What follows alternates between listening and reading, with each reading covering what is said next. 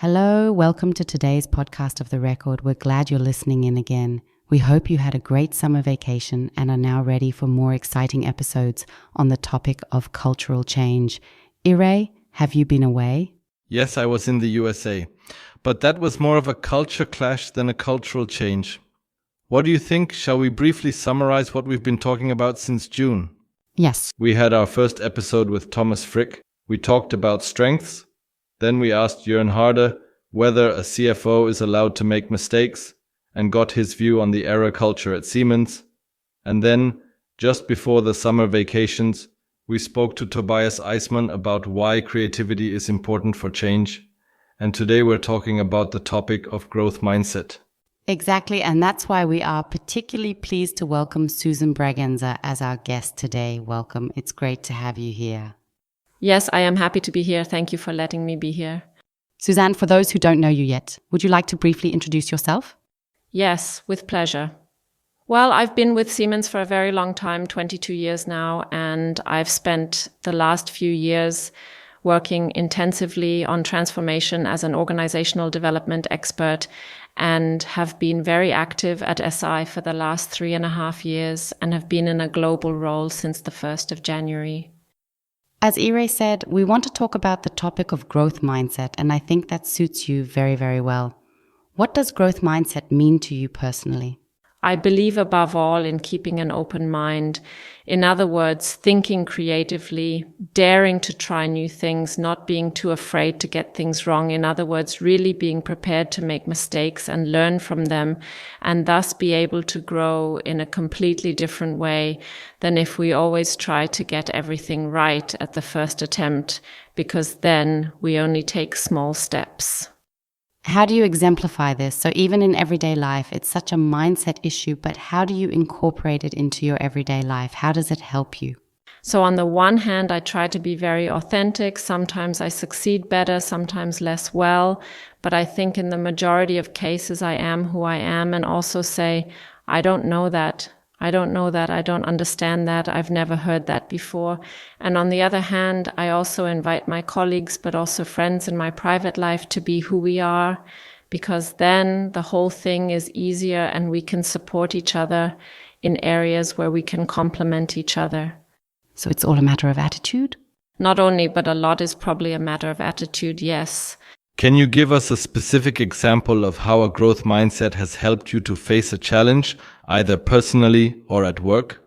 During my initial conversation with Dashi, I brought up an occasion that I believe we utilized to kick off the Transformation Pop-Up Week.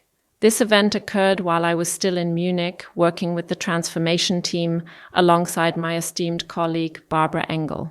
Together, we devised the concept of inviting experts in transformation and organizational development to a week dedicated to sharing best practices. The unique aspect of this week was that it was entirely self-organized and conducted virtually. It deviated from the traditional project planning approach where tasks and responsibilities are assigned in a top-down manner. Instead, it emphasized the shift from being a project manager to adopting the role of a servant leader and facilitator.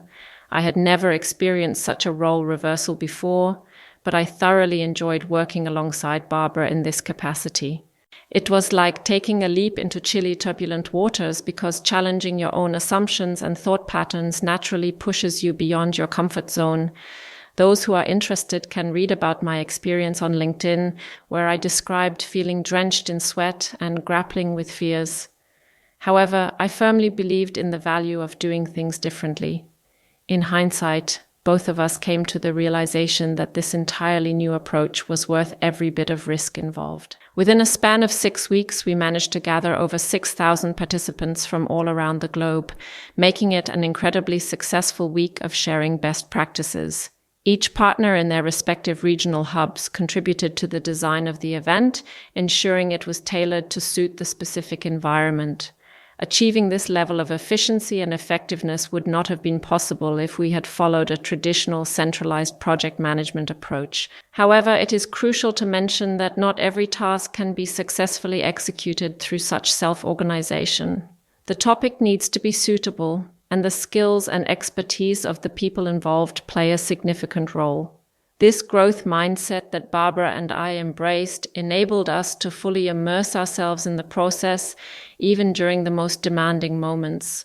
It requires great courage to go either way, forward or backward. Have there been any instances when it didn't work out as planned? Yes, indeed, the answer is emphatically affirmative. Presently, I am in search of an exemplification. In my role as a facilitator of transformation, I frequently observed potential and prospects, as well as the uncomplicated ensuing steps, be it 1, 2, or 3, which seemed to resemble the towering Mount Everest in the eyes of some individuals I guided. Consequently, it was often solicited of me to exhibit less ambition, as progress appeared to lack swiftness. The correct path was being taken, yet it was suggested that I invest time in myself and allot time to others, ensuring a successful journey down this path. There were instances when progress was gradual, alongside occurrences where endeavors bore no fruit. However, it is my belief that I have consistently drawn valuable lessons from every situation. When we talk about a growth mindset, lifelong learning quickly comes up as a term. How can we promote continuous learning in the company? I believe that providing our colleagues with sufficient space is crucial. This includes providing creative space for them to tackle their daily tasks, especially in light of the changes we are witnessing, such as digitalization and increased customer focus. It also involves allowing space for intrinsic motivation. For instance, if someone has a talent for languages that they haven't fully utilized yet, we can create an opportunity for them to gradually develop this skill while venturing into a completely new direction. In essence, we need to foster spaces for learning and application while also paying close attention to the trends in the market.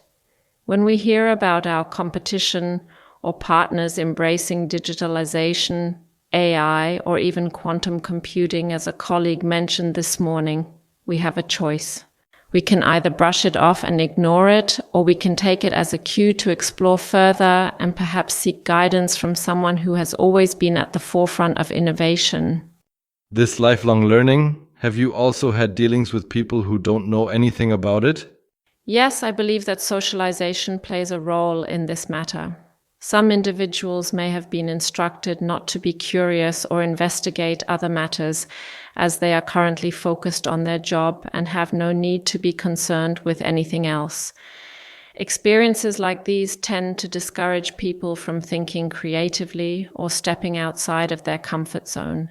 It is uncommon for someone to simply admit that they are lazy and choose not to engage. Throughout my extensive tenure at Siemens, I have encountered instances that illustrate this point. I would like to share a story about a former assistant who exhibited caution in her actions and would frequently consult with me before proceeding. Initially, it seemed as though she lacked self-confidence or was hesitant to assume responsibility. However, during her leisure time, she explored South America with only a backpack and managed everything independently for weeks. This demonstrated that people's actions and behavior are shaped by the systems and structures in which they find themselves. Therefore, I believe it is crucial to address the underlying conditions and create an environment that encourages individuals to express their unique perspectives. This can be achieved by providing opportunities for open communication and promoting different facets of people's personalities. In other words, to really support them and take away their fears to create the space for them. But there may also be some people who say, I don't want to do this. So it's not a lack of courage or fear, but I don't want to. I don't need to. How do you meet these people? I find myself curious again, wondering about the reasons behind my hesitation. Could it be my fear of failure if I don't successfully complete the initial course? Or perhaps it's due to the abundance of activities and challenges in my life right now. Maybe I have numerous personal commitments or a demanding new job where I'm already learning so much on a daily basis. It's possible that I simply don't want to add 3 more chapters to my already busy schedule. To truly understand the root cause, I recognize the importance of individual circumstances. If there is an overwhelming amount of stress in one's life, taking a break can be a wise decision. However, it is essential to acknowledge that life has a way of catching up with us. If we choose to indefinitely pause and say, I'll take a break until the end, life may provide a gentle nudge, reminding us that we aren't fully prepared for the next stage in our career or the next thrilling job opportunity. Ultimately, I believe that individuals have the ability to bounce back even in the face of adversity. At Siemens, we have been counting our learning hours for a few years now. We have also defined this as a goal. I don't know, sometimes it looks as if it's suddenly only the quantity that counts and no longer the quality of the learning content. What do you say to that? Yes, I think the learning hours are a great signal, a great first step that gave exactly the sign. So that's how I felt back then when they were introduced, that they opened up the room. You can learn now. You should even learn. From my point of view, however, it is of course desirable to think one step further, not to collect learning hours for the sake of learning hours, but to actually see where my learning takes me furthest, where it perhaps takes my team further, where it helps Siemens to close a white spot and so on.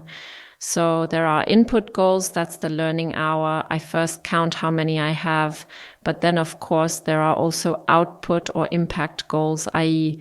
what things can I do better afterwards.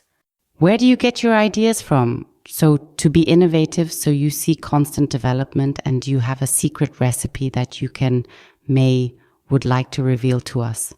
Well, one thing is for sure, I thoroughly enjoy conversing with others and getting their insights.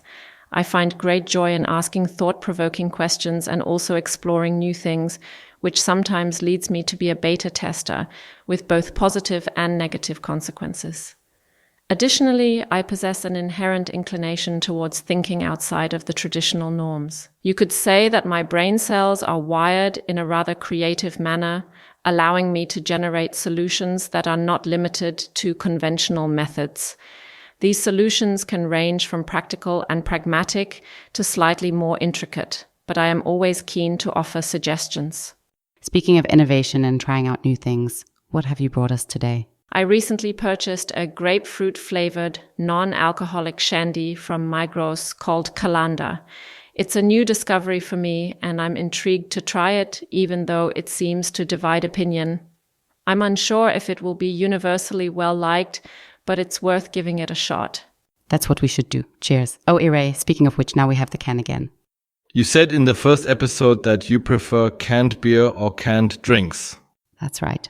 I also did some research because I actually thought the cans were less environmentally friendly, but the can is less environmentally friendly than the value-added deposit bottle, but more environmentally friendly than the disposable glass bottle. When my colleague asked me to explain the difference between canned beer and bottled beer and why I prefer canned beer, I initially found myself at a loss for words. But then it occurred to me, perhaps the reason for my hesitation was simply that I couldn't find a clear-cut answer. Truth be told, I personally find the drink to be cooler and more convenient when it's in a can rather than a bottle. So I hope this adequately answers your question. I think we'll do another special episode on this. But let's get back to the topic. We know from brain research that dopamine, a happiness hormone, is released when the brain learns something new. So we should actually already have this growth mindset in our genes and constantly have the goal of releasing dopamine. When did we lose this innate mindset and why do we have to reacquire it now? I don't believe that we have lost our desire for dopamine rushes. Whenever we receive likes on social media, it immediately triggers those feelings.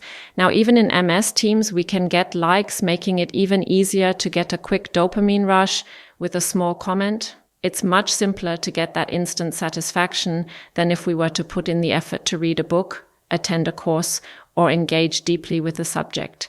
I see it as similar to maintaining a balanced diet. We end up needing a mix of healthy food and the quick gratification of online interactions.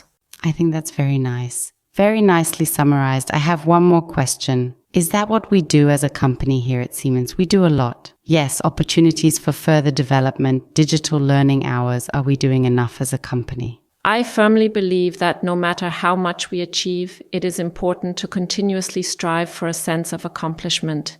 Even after reaching significant milestones, such as receiving recognition with a green tick, we should never settle. The effort we put into our endeavors serves as an exemplary model. The essence of my learning world lies in its ability to push us to explore beyond our comfort zones and acquire new skills. We should not confine ourselves. Instead, I strongly encourage the sharing of innovative ideas.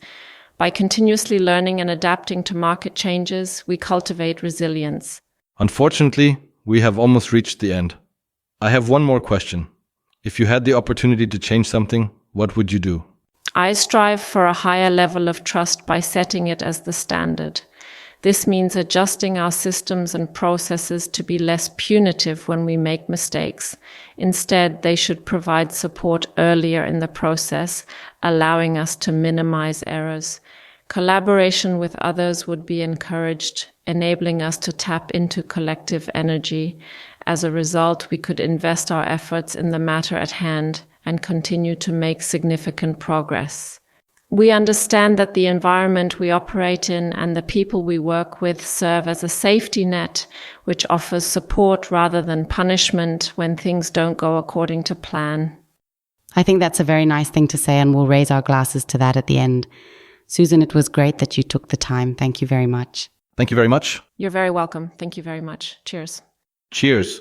And yes, see you next time. Thanks for listening. Bye, Susan. Bye.